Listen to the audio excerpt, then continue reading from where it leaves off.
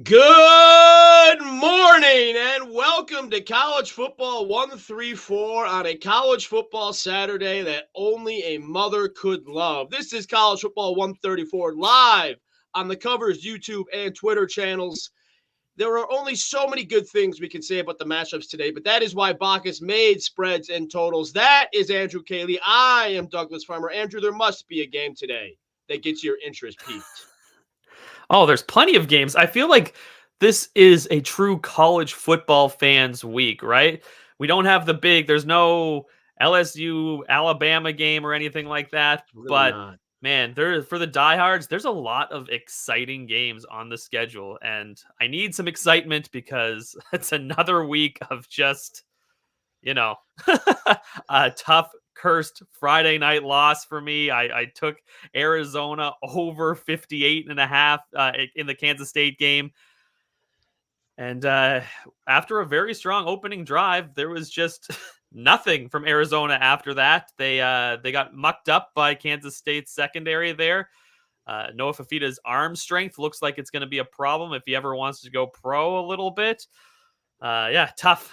Another Friday night total loss for me there, but process was good. Closing line was almost 3 points higher than what I gave out, so we can't really be mad at the process there. So we're gonna just keep going forward with that process, and hopefully we get some winners here today. I think for a little while you need to take a timeout on Friday night totals. I love you. I appreciate all your hard work. I think it's time just to, if for no other reason, then you can come into Saturday morning more upbeat, more ready to get after it as we talk about some of these games. And in that note, there's no time to vamp today. Kickoff is coming. So let's run through the business, folks. Hit that like and subscribe button on YouTube. Go find College Football Please, 134 on all your podcast platforms. Subscribe and review it. We're all season long. We're trying to find winners for you. All we ask is these likes and subscribes. Help our egos this little bit. Throw your best bets and questions into the live chat. We've already got a few. I'm going to highlight one because you know it's a man after my own heart. Emu, we're already hollering about Eastern Michigan this early in the day. You know I'm on board with that. Thank you very much. That makes me want to enjoy this show. But one game we should start the day off with is Alabama at Wisconsin, 12 Eastern on Fox. That's an unexpected non-conference game, maybe the best name brand versus name brand game of the day. Probably, and we've got Alabama as a 16 to a 16.5 point favorite. I'm seeing the total right now sitting at 48.5 and 90. Probably a more interesting matchup than people want to really consider, because if you look at the box scores from Alabama the first 2 weeks, you're like, oh man, they've just cruised. They haven't really had to play anybody tough, but they've done their job.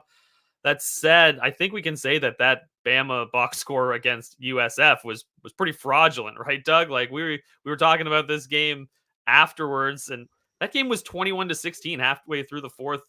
Alabama was having a lot of trouble moving the football.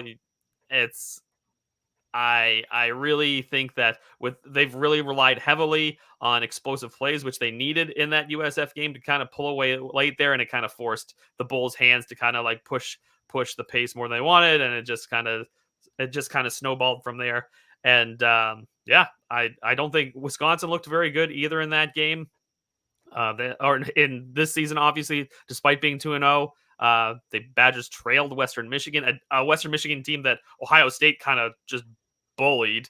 They needed a fourth quarter comeback in that.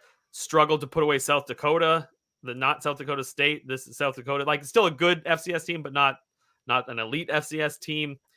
They're just not looking as physical as we're used to with the Badgers. Is I think my big thing here. They're not, that offensive line isn't those big farm boys we're used to pushing people around. That said, the defense kind of solid still. 8 returning starters. Obviously, Camp Randall is going to be jumping early on, especially. And Wisconsin should be able to limit some of those Bama big plays early. So I think this game is actually going to play out a little tighter than the spread indicates, but I'd prefer the total in this sense. So because Alabama can be explosive at times, I think I'm going to lean towards the under, particularly the under in the first half. Like I said, if Wisconsin can limit those first plays, I think this is a chance to go under a number of 26 is what I'm seeing out there. Doug, what do you think about this one? Shocker, this is going to really blow you away. I might disagree with you. The piece of this game I'm most interested in. I'm not betting this game. I generally read the Badgers wrong because I have some childhood vitriol for all Wisconsin fans. But looking at this game, South Florida had Bama beat for big plays multiple times, and the quarterback missed the throws. And that happens. You're on the road, tough environment. That defensive line is coming at you. He missed the throws. So today I'm curious to watch South Florida. They should be able to just blow up Southern Miss. They should really be able to hit some big plays. The same note, I'm looking at Wisconsin and thinking if South Florida can get those open guys. Wisconsin, you hired Luke Fickell, you hired Phil Longo, this up-tempo, almost helter-skelter offense. If you can't hit those big plays today, the Badgers fans are going to start leaning on this offense. I mean, if you want to play football at Camp Randall, there's got to be a Ron Dane in the band. In the land of old style, that old style still goes down smoothest. Without it, I don't know. And if they can't show that success without the Wisconsin that we know today, it's going to start to get a little sweaty for some of them. I generally agree with Fox Mulder here that the Badgers aren't it. The Badgers ain't it. Writing is on the wall. It's a question for me of can this offense do what it's supposed to have been doing since Luke Fickell got there? We haven't seen it yet, not once. You kind of disagreed, but not really there. Well, I'm disagreeing with the total because it's if Wisconsin can hit these big plays that were open for South Florida, your total is going to be toast. And Alabama's secondary had, like you said, that's been the weakest part of this team, I'd say. But that the way that Wisconsin offense is running right now, I would say Alabama's strength is probably that defensive front seven, and I could see Wisconsin really having trouble scoring in this one. Like I don't hate the under on their team total, which is 16.5 either. Like good note. That's always you and I. We both love any book that's not offering us team totals is a book we don't like to bet at because those team totals there's often value. There's so often value in finding the right team total in this sport. A beautiful point there. I like that. This awkward slate. We should keep moving. It's again kickoff is coming, but this awkward slate.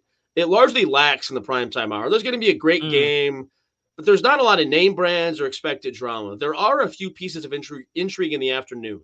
And you know the games I love most. The games where a neighbor will hate a neighbor, a coworker will spit in a coworker's coffee on Monday, brothers will stop talking by spitting in my coffee. No other football league elicits this passion. And if we're talking about brothers fighting brothers, I think we got to talk about Oregon and Oregon State, 3:30 Eastern on Fox. It's up to neg 17 favoring Oregon. It was neg 14 on Sunday.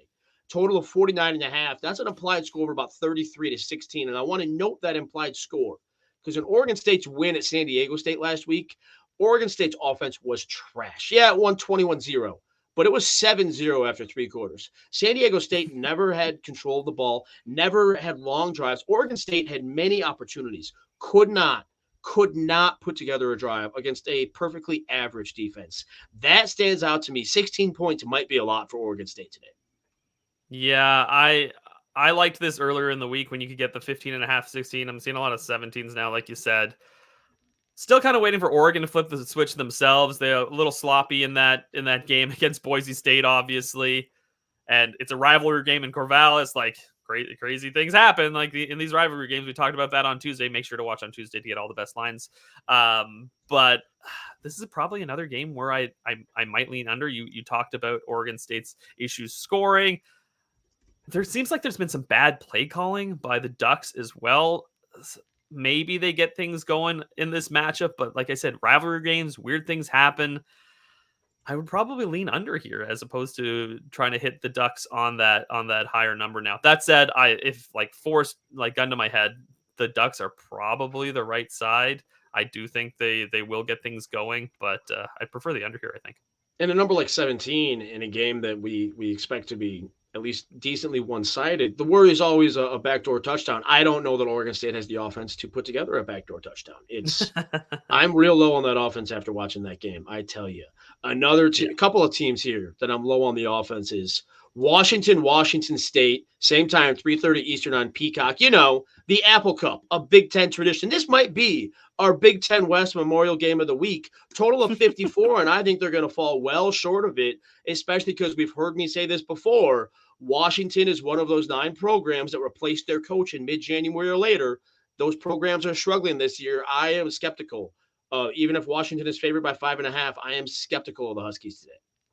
Yeah, I am too, because we haven't really seen them tested yet, right? On top of that, like I know you're a big. We talked about EMU, like Eastern Michigan, like that's a well-coached football team, but they really didn't put up much of a fight there against Washington. So this is one of those we talk about watch games. This is a big watch game for me. Obviously, Washington State surprised everybody with their upset over Arizona State. I really think John Mateer can be a problem in this game, and I think that's probably the Cougs' recipe for success here. Try to grind out possessions, really just control the clock, milk that thing, and keep this one close. Let things get weird. No, it's at a neutral Yeah. site, neutral with heavy quotation marks. It's at the Seahawks Stadium in Seattle. So you reasonably expect the Huskies to have some home field advantage, but it's not as much as if it was on campus. Fair enough. We can hope. Another distinct home field advantage in an NFL stadium.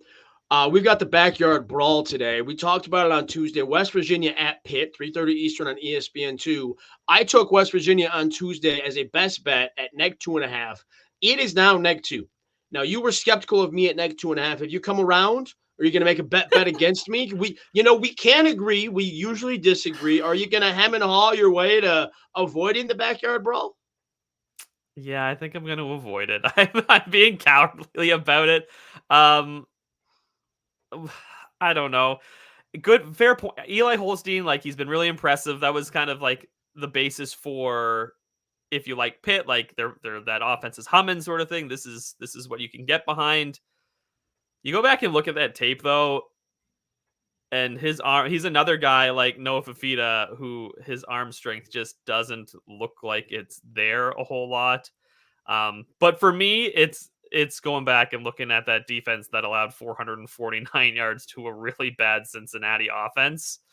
I think West Virginia's offensive line is going to be a problem.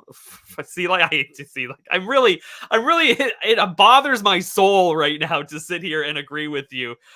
CJ Donaldson and Jaheim White are going to do some work behind that offensive line in this one. And while Garrett Green looked overmatched versus Penn State, I think maybe I think West Virginia could maybe be my new Maryland when they had Talia Tagovailoa. I found that Maryland was like a measuring stick in college football. Like if you're a really good college football team, you kick the crap out of Maryland. But if you weren't, like if you're an average to a subpar football team, yep, Maryland kicked the crap out of you. And I think West Virginia can kind of be that team this season. I can see that. Like I said, O-line should dominate. And I think you're right. My stomach. I feel Producer sick. Jameson, I want all of this. I want all of this evergreen content. We'll launch a whole new social media account with just this clip. Oh my God.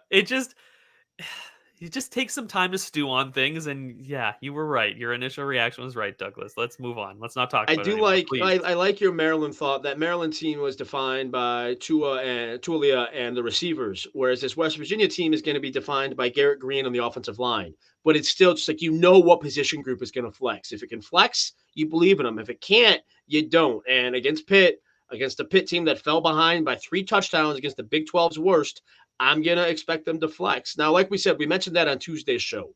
Tuesday's show is available on all your podcast platforms. We've said this before. We'll say this again, but let's say it now as well. We don't just ask you to subscribe and review to the podcast to appease our corporate overlords. There's a benefit for you, too.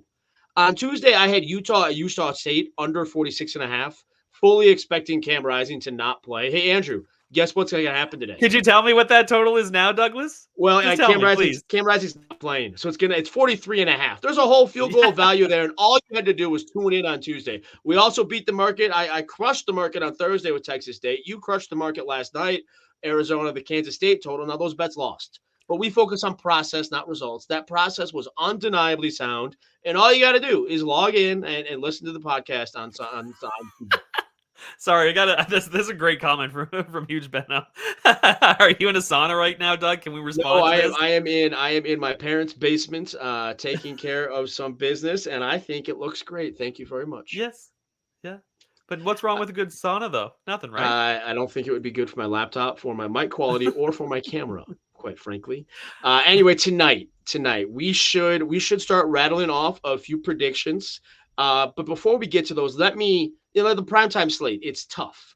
So I'm going to say, just describe a few games. If you disagree with one, give me a thumbs down and I'll pause. You can counter it in a Okay, sentence or two. All right. let's do it. Vanderbilt will clear its season win total in the first half of September by beating Georgia State. I Thumbs liked up. I liked that game at 9.5. That was in my Friday column at 9.5. And now I know Yeah. that you like Vanderbilt's offense against this woeful Georgia State team. Yeah.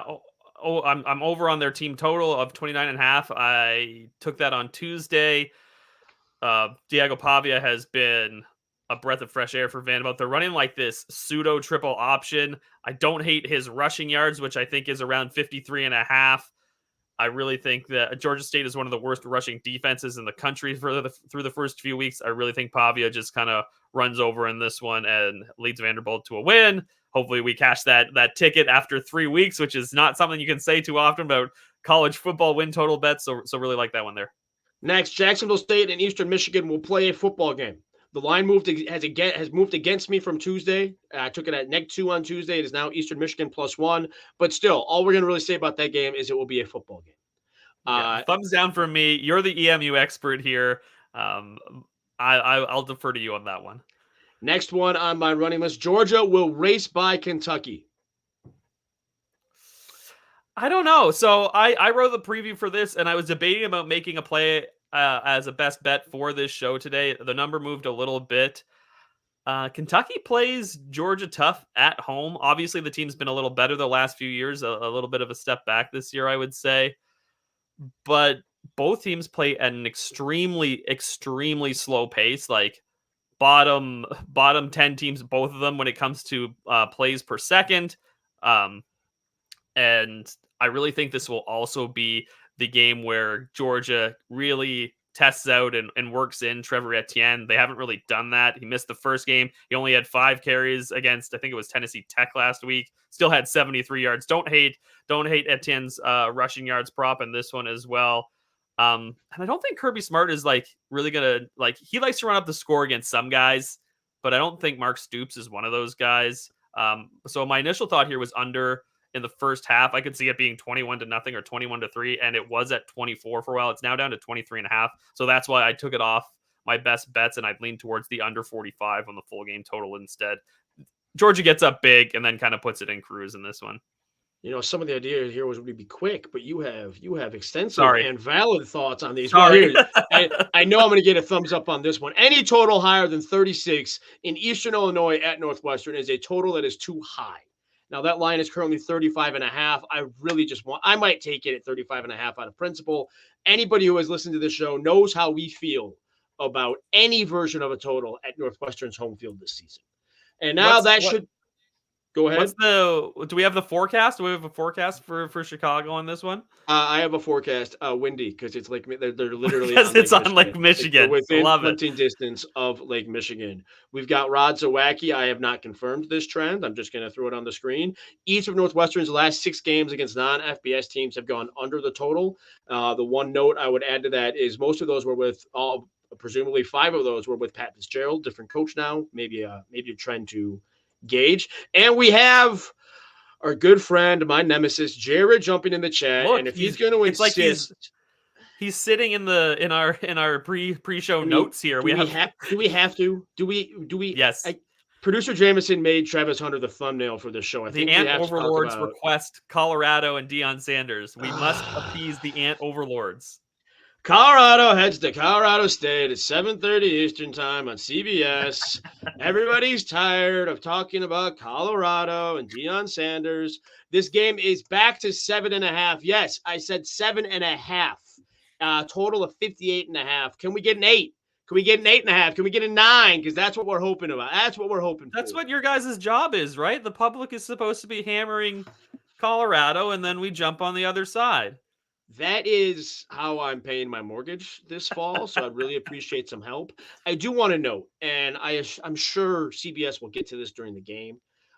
I came across these this week. Did you see the comments from Colorado State quarterback Braden Fowler-Nicolosi and receiver Torrey Horton from back in August? It was crazy. This is some good stuff. We found a team that actually might talk more trash than Colorado and has fewer wins. This is gonna be lit. This game is gonna be so much fun. For those who don't remember, I'm just gonna enjoy. those who don't remember last year, Deion Sanders and Colorado State coach Jay Norvell kind of sparred a little bit in the headlines beforehand. And in August, I'm going to read some of these quotes. Colorado State quarterback Braden Fowler-Nicolosi said, Colorado came out with that attitude, thought it was going to be a cakewalk. Saw those reports of 27.5 points. It was 23.5, just quick editor's note. They got a rude awakening real quick. Colorado had a pick six in the first few minutes. Just a quick editor's note. It goes to show that the hype, the media train, all that only gets you so far. And we're just getting started. Torrey Horton comes in. We owe them one. That's been sitting on everybody's mind since we came back from summer break. We walked away from that game. I don't think we left it all on the field because we should have murdered those guys. Then Torrey Horton added, and this is what I will be focusing on. Deion Sanders ain't playing. Well, he's not, and this is some talk. Colorado State's at home, 7.5. I'd love to see an 8. Love to see an 8.5. This will be an entertaining game, at least in theory. I could also see one team either way just smacking the other. Yeah, I have a hard time seeing the Colorado State blowout. I have the range more of like a close Colorado State win once again, or the Colorado blowout is definitely on the table though as well. This is once again one of those situations where Colorado's talent should trump in this matchup, but like, it's tough. I know I'm seeing a lot of pundits out there like laying that touchdown with the Buffs in this game, but I would never be confident to say like, hey, the Buffs at a touchdown or more, that's a play for me. Like, it's just tough. If you're telling me that some certain sharps are on Colorado at 7, then I'm going to tell you that I'm going to remind you that on Tuesday I took the Colorado State team total over 24.5. I'm not confident enough to jump on a touchdown on a hook, but I'm clearly confident enough to believe in the Rams to make this entertaining. Another game, a big name game that has shown up our comments. Before we get to our predictions, we should acknowledge Carlos Bilbao asks us for thoughts on LSU, South Carolina. LSU is currently a 6-point favorite. My thoughts are I have no thoughts aside from Brian Kelly needs this win. This spread falling underneath 6 should worry Brian Kelly. Yeah, I also at the same time think it's a bit of an overreaction to the South Carolina result last week. But LSU, like Nussmeier, should be fine in this matchup, I think. Obviously, the LSU run game has struggled, which is a little shocking considering that offensive line, but they've been pretty good in pass, like stand them up in pass protection, and they've been pretty solid. I think Nussmeier gets the job done, and at less than a touchdown, I'd have to lean towards the LSU here. That should cover most of the day. Now, folks, I want to remind you, throw all your best bets into the chat. Ask your questions into the chat. It's what we're here for. We'll keep pulling them as we go. Let us know where your attention is. And if it's 100 miles of hate, then no, you're my favorite listener here. The rest of them don't much matter. Some people don't listen that closely, like our friend Jared asking me about the Colorado State team total over. That was given out on Tuesday, Jared. We mentioned it already. Please, if you know me, at least pretend to pay attention. Folks, Jared is a coworker, and we like to give him all the grief we can because he yells at us 6 days a week. On that note, Andrew, you want to start us off with a best bet? Let's do it. Let's get these underway. I think we finally agree on something else here because I'm going with Cincinnati under its team total of 24.5 as they play Miami of Ohio in the other Battle of Ohio here. Cincinnati, we talked about it. They struggled. Well, obviously they collapsed in that game against Pitt. Didn't score in the final, I don't know, it was like 18 minutes or 20 minutes of that game to just let Pitt come back. They also struggled to put away FCS Townsend in their opener. They needed some explosive plays in the second half of that one. They came nowhere close to covering that 34.5 point spread. You might think this is a get right spot for the Bearcats, but Miami of Ohio, I'm in the Northern Illinois bandwagon now, but Miami of Ohio will be maybe the Huskies' biggest challenge in the MAC this year. This is a really, really good football team. Gabbard at quarterback, a very strong defense. And hey, they've got the confidence that they can win this football game. They beat Cincinnati outright last season, 31-24 in overtime, and that was as 14-point underdogs. I really think the Redhawks, with that defense, are going to be able to limit those Cincinnati explosive plays, which, like I said, they're just not going to be there against this defense. and they needed them. Then there's also the fact that I think Miami can just milk the clock in this game with its run game against a really, really poor Cincinnati run defense. We talked about giving up 446 yards to Pitt in that game. Miami's just they're gonna push them around. I think they're actually I think Miami might be better on both sides of the ball. Like they just might. So I think Miami's a live dog in this game. I like Miami plus the points, but the bet I'm most confident in is them to keep the Bearcats under their team total of 24.5. To pull the curtain back a little bit on our week, Andrew and I obviously are talking on 3 or 4 different mediums all week long, and I happen to beat him to publish this week. Tiring. On my best. Every day one of us is in a bad mood. It's just a coin flip of which one of us it's going to be. Fair. I beat you to publish this week in my best bets column, and you did what I never do. I never do this for this reason. You looked at my column before publishing yours and didn't want to just repeat my picks. So you pulled off a Miami. I believe you were going to go plus 3.5. Yes, I was looking at the plus. It was funny though. There was another one you took too. What was the other game? Oh goodness, what are your best Coastal, bets in that Mississippi? No, not Mississippi. There, Coastal, EMU. This is riveting content. I know. I'm so sorry, but there was another play where I was just like, God damn it, I can't make that. And then I went to this game and I went back. I was like, oh no, this one's there too. So I did just adjust it a little bit too. I am still looking for what the other one was. Missouri. Were you on Mizzou with me? Oh, it was Missouri. Yeah, I was on Missouri as well. Yeah. Folks, I am very much fading Boston College today. As you have heard me say repeatedly, teams that hired a new coach in mid-January or later are struggling. Boston College might have beaten Florida State, but that does not mean that much this year. Convince me otherwise.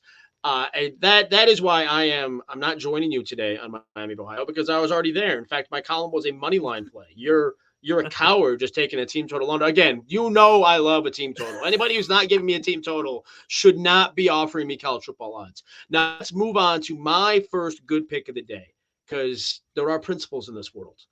And this is not only that I love this team, and we know I still love this team. It's week 3. So we're only 2 weeks into the season. You've got to evaluate those games appropriately. You need to make reactions on them because we really don't get many data points, but you can't overreact. And I'm looking at this number, and I think some power ratings knocked Appalachian State down by more than a touchdown because they got smoked at Clemson last week. Look, that's a mistake.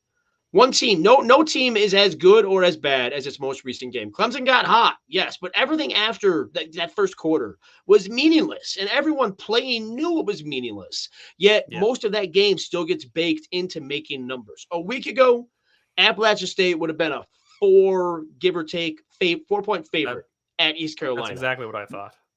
Now, Appalachian State's a 1.5-point favorite at East Carolina. That also creates value in the money line. Sometimes if a spread gets down to 2 and I'm feeling a little cowardly, I'll just go money line. I'm taking Appalachian State at neg 115 at East Carolina, available at DraftKings. I think it's an overreaction. That doesn't always lead to money, but it is, in my opinion, sound process and found value. And what we're here for is sound process and found value. You need to react to these games. Do not overreact. Yeah, I 100% thought this was an overreaction. This is not how I would have lined this game prior to last week, and I just think it's too much of an adjustment here. App State should win this one. I'm on the -1.5. It looks like a solid play to me. You are now going to see, I love found value and team totals. You are much better than I am at player props. I will give you that deference every day of the week. Player props they're becoming a thing in college football. They haven't been for years, but I'm happy we finally get them because there's so many data points in college football, and there's so many teams and so many matchups that you have to go through. Sometimes it makes things easier to just narrow down one guy going up against one unit, and that's what I'm doing. For this one, I'm going with Dylan Sampson, over 80.5 rushing yards. As he goes up against Kent State, as Tennessee goes up against Kent State in this one. Obviously, Nico's getting all the headlines at this point, but Sampson's been putting in work. Behind one of the best offensive lines in the country, which is one of the reasons I like this bet. He's got 256 yards and 5 scores in the first 2 games alone. And what makes me like obviously the trepidation behind a bet with a guy going against a team like Kent State is, Tennessee will pull their guys and just kind of cruise in the second half. But he rushed for 124 yards on just 12 carries against Chattanooga. I think that's kind of a similar parallel there. Like I said, it looks like Kent State has one of the worst rushing defenses in the country. They're giving up 5.2 yards per carry right now. They got gassed by Pitt's getting brought up a lot in this game, but Kent State got gassed by Pitt for over 200 yards on the ground. I think Tennessee is going to maybe go for 300 in this game. I wouldn't be shocked if that was the case. And Sampson over 8.5. He's gone at least 124 in each of the first two games. I think we're getting this low number because of the potential of them getting pulled, but Tennessee has proven they'll ride him at least like midway through the third quarter or so. And by that time, he should be well clear of this total. So Dylan Sampson over 80.5 rushing yards as he goes up against a poor Kent State run defense. There are two obvious responses to that. First, we're going to address the elephant in the player props room, mentioned here by JLog23. Player props, frankly, folks, if you're going to make a bet, you need to be mature enough and responsible enough and decent enough to not hop into players' DMs if they don't cash it for you. Calm down, reevaluate. Never bet more than you can afford to lose. Gambling 101. And never bet more than will make you angry. Gambling 102. It's that kind of thing that has led some states to withdraw player props from availability, and I don't fault them. It's a worry for people like you who find good value in them.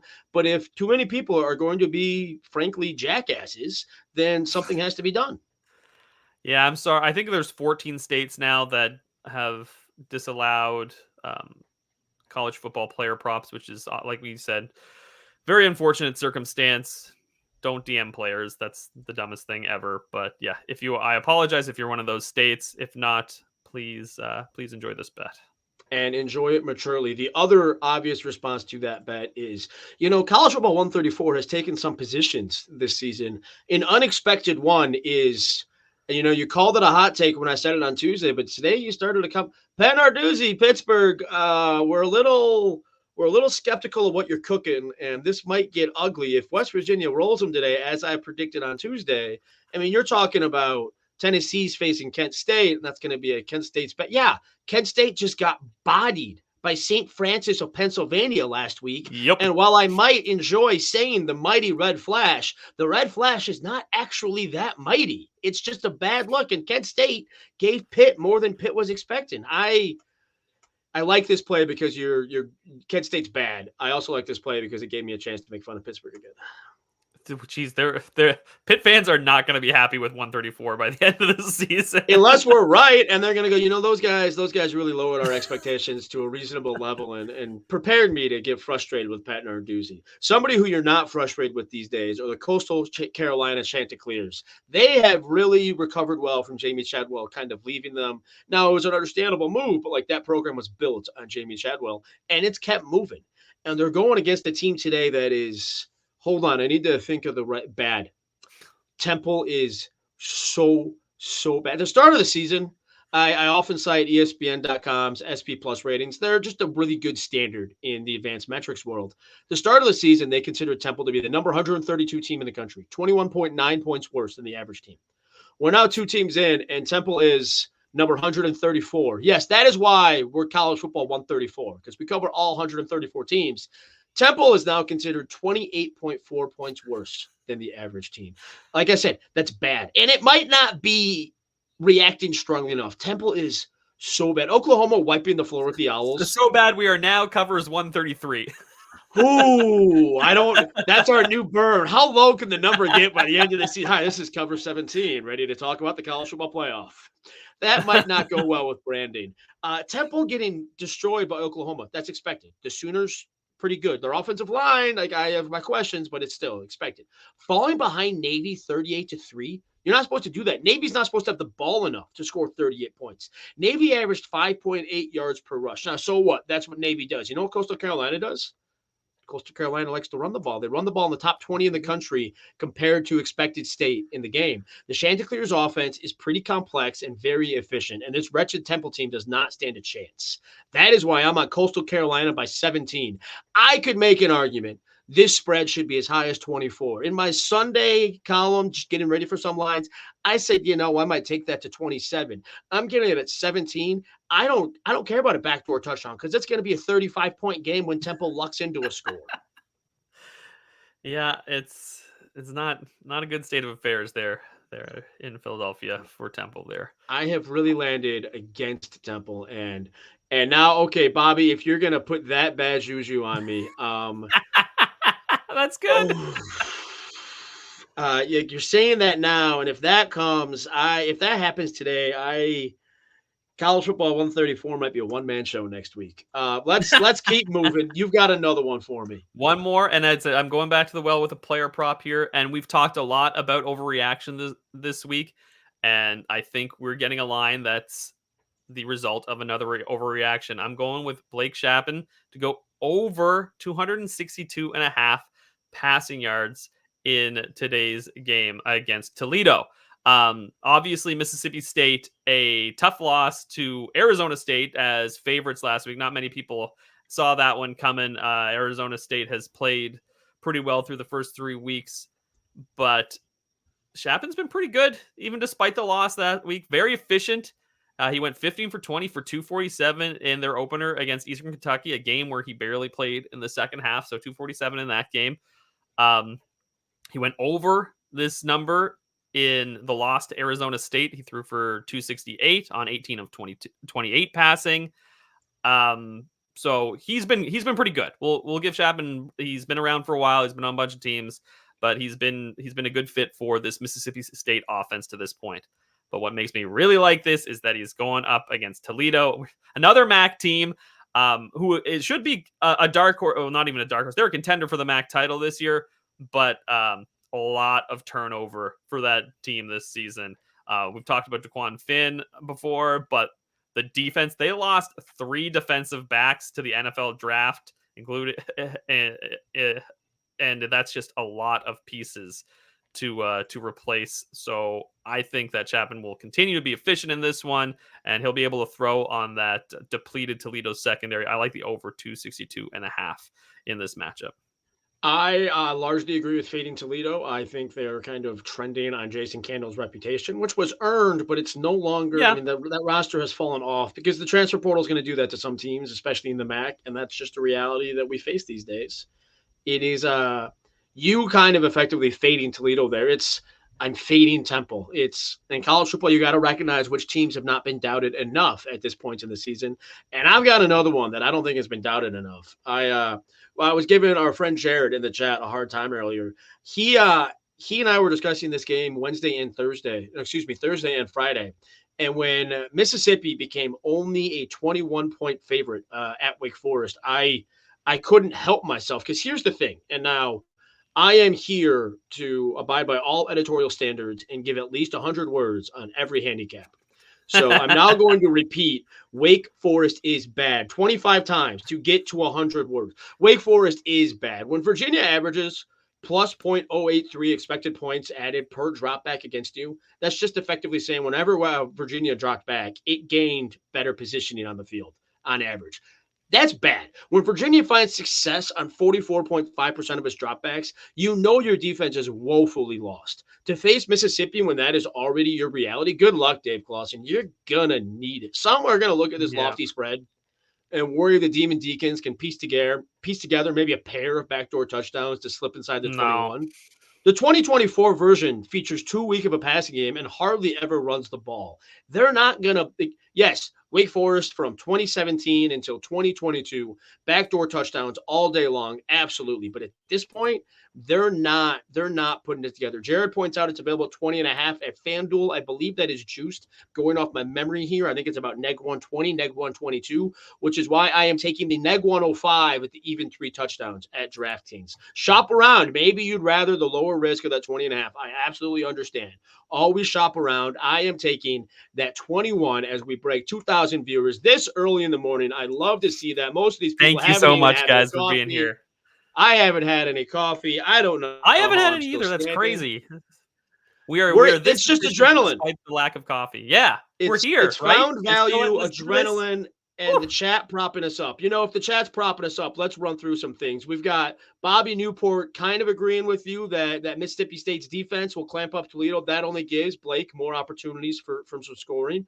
One, I disagree with you. I don't mean to just say, hey, comment, nice comment. I disagree. But DeMond France loving Central Michigan. Now, let me confirm what that number is down to. I believe it was, that's at 21 on Illinois, 20.5 with some juice at 20.5 out there. I believe I saw it at 19.5 earlier in the week. Central Michigan's pretty bad, folks. Now, Illinois might be tired after a dramatic win against Kansas last week. Maybe, but Central Michigan's pretty bad. I just want to. It's now while we're talking about Kansas, we should note a comment earlier in the show. Bobby Newport, Jalen Daniels. I wrote a whole article this week saying don't overreact, Kansas fans. I need to issue. We need to reevaluate Kansas. I think. Yeah. We need UNLV. UNLV is a good Mountain West team, and we talk a lot about make playoff bets, right? Like now they're a team like Northern Illinois that has a signature win on the road, and if they can run the table, or at least if they can get to win that Mountain West Conference with one loss, like they're in a prime position now to make the playoff. Like they are, especially because that would include 1 to 2 wins against Boise State, who's clearly, understandably, but clearly a general darling. Also, can we just say that, like, I love the new college football playoff. Like, I love it. Like, we're talking about a game that matters between UNLV and Kansas on a Friday night in week 3. Like, this is what college football wanted. We got it. Like, I love it. I hope you guys all love it too. But yeah, I think we really have to reevaluate Kansas. And that goes back to that, are we overvaluing Illinois then if Kansas isn't as good as we thought Kansas might be? Excellent consideration of the transitive property. Never fully abide by the transitive property, but consider it. I was trying to find make the playoff odds to see if any of them are alive on a Saturday morning. And if I can vent for one more second, I can check a second book, College Football Playoff. They're not offering the group of 5. Oh, I've got UNLV down to 12-1 at DraftKings to make the playoff. Down to 12-1. Now, you might be able to find better odds. A lot of books close these numbers on Saturdays. You might be able to find better odds by Monday, but that is just a quick point of reference. We've got Fox Mulder. Real quick. UNLV 20-1 at FanDuel to make the playoff right now. I wasn't going to go through every book. I appreciate you covering my bases there for me. Got Fox Mulder saying the West Virginia Pitt over. Sure, but let's just make it clear that's all going to be by West Virginia. Let's not beat around the bush on that. It's going to be all West Virginia. And I'm scrolling back up. That total is starting with 62. So that'd be a lot of work from West Virginia, especially for an offensive. I think they're going to run the. I think they're going to run the ball. I think they're going to run the ball a lot. So I'm a little nervous about that. Let's see here. We're going to lampoon Kansas State because that was pretty impressive. I can't even say lampoon. It's a tough night. Tough night. Pretty impressive. Let me keep. Are you or more Jalen Daniels hate from Bobby Newport? Let's just acknowledge he's had 2 bad weeks, and there's no other way to phrase that. And now here, Bobby Newport. I disagree. UCLA plus 3.5. Indiana opened the week at 2.5. I am very personally exposed on the Hoosiers there. I think UCLA. 9 programs replaced their head coach in mid-January or later. As of last night's Arizona loss, those teams are now 2-10 against the spread against FBS teams. UCLA is one of those teams. Chip Kelly left so late in the process, the roster takes a hit, and we have not properly evaluated that in the betting market. Yeah, you know me. I've been in Indiana since the preseason. And I think I think Kurt Cignetti has done a really good job already. And like, they're like another one of it. Like they're not going to be world beaters or anything, but this is a good football team from top to bottom. And I took them over their win total of 5.5. And this was a game I circled as, I think this is a winnable game on the road for Indiana. And I don't know if we mentioned it here, but there is a massive edge for the Hoosiers when it comes to coaching in this matchup. Like, do you know if Cignetti knows where the game is? Because I know the UCLA head coach knows this game. He knows it's in Los Angeles. It's in Los Angeles.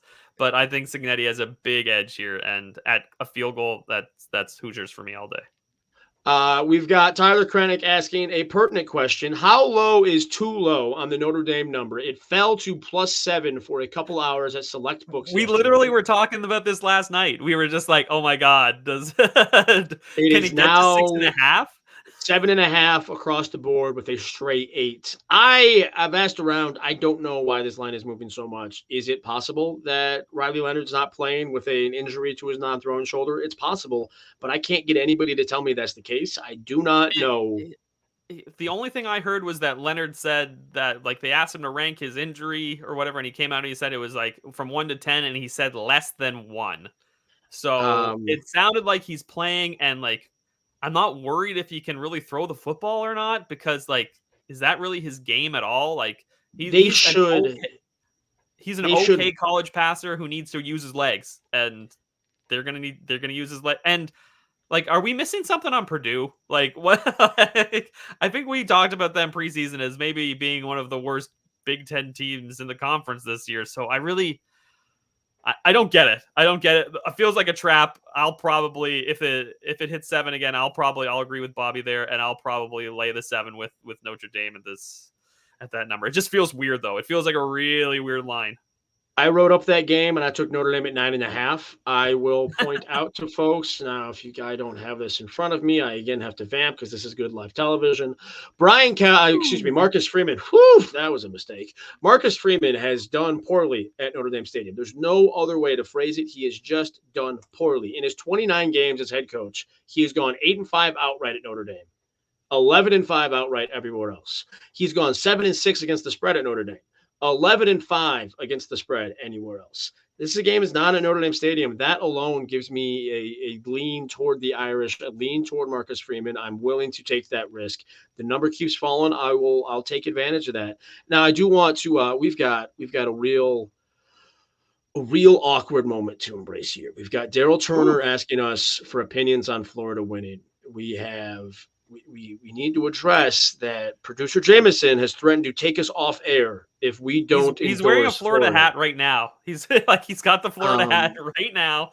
I could put him on screen and show that. He would probably end the broadcast. So I will not be doing that to him. We should note that Texas A&M quarterback Connor Weigman is a, quote, legitimate game time decision.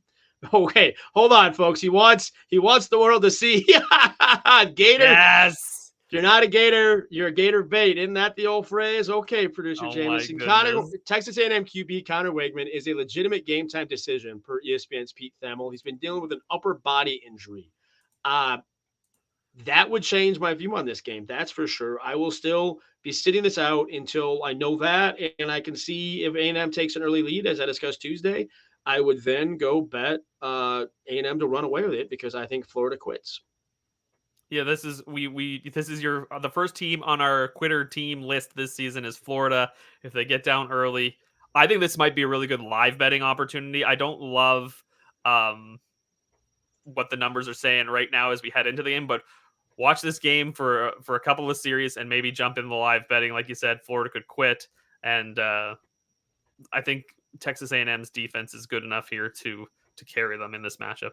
Now let's hit one or two more before we get out of here. I want to note Mr. Gerg says Kennesaw State +18. San Jose State is one of those teams that replaced their coach in mid-January or later. Again, those can't teams get away from Kennesaw State. 2-10 against the spread this year against FBS competition. And we've got Daryl Turner asking us if Memphis State can win. I believe by that he's giving an old school reference to the Memphis Tigers. That will be quite a shock if Florida State can't get off the mat and win today. That would be an indictment of the program. It's a tough look. It's a real tough look, but I have a ticket on Memphis to make the playoffs. if they get a win against Florida State, I'd love it. What, are we at 6.5 still? I didn't even want to look at it. Yes, we're at 6.5 still. We're still at 6.5. It's at Florida State. If you can't win, I realize it's a noon Eastern game. Maybe the crowd's not all. If you can't win, you need to. Mike Norvell's gonna have a problem. Yeah, he really is. I wouldn't take Memphis at anything less than a touchdown. I don't think, because they need this win so badly. And it's like you said, it's going to be a tough look for Norvell if he can't get the job done. As we get out of here, producer Jameson once more wants us to note he's wearing a Florida hat. He's really setting himself up for some pain today. Andrew, we are coming up on 10 a.m. Eastern. We should get out of here. We've covered most of these comments today. I don't know that I can give an honest assessment of the Hawaiian money line against Sam Houston State, so I apologize. We're going to jump over that one. Do you want to recap your bets before we get out of here? Okay, yeah. So from Tuesday, I have the L already on the Zona K-State over. We've got Vanderbilt today, team total over 29.5. Like I said, I think Pavia in that run game runs all over Georgia State in this one. Don't hate Pavia's rushing prop as well. And then we've got our not so Service Academy under as Air Force takes on Baylor. I'm going under 21.5.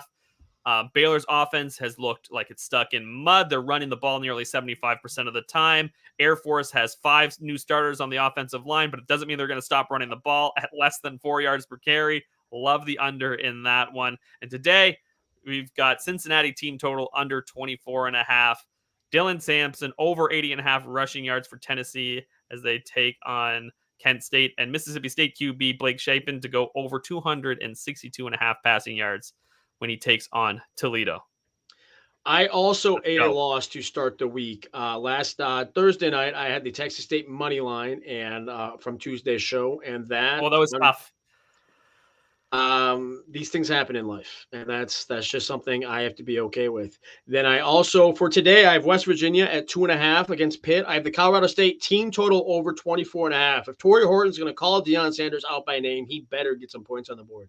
On Tuesday's show, I took Notre Dame at 10, so that's 7 last night. Made me look like a fool, but if Notre Dame wins by 2 touchdowns, what do I care?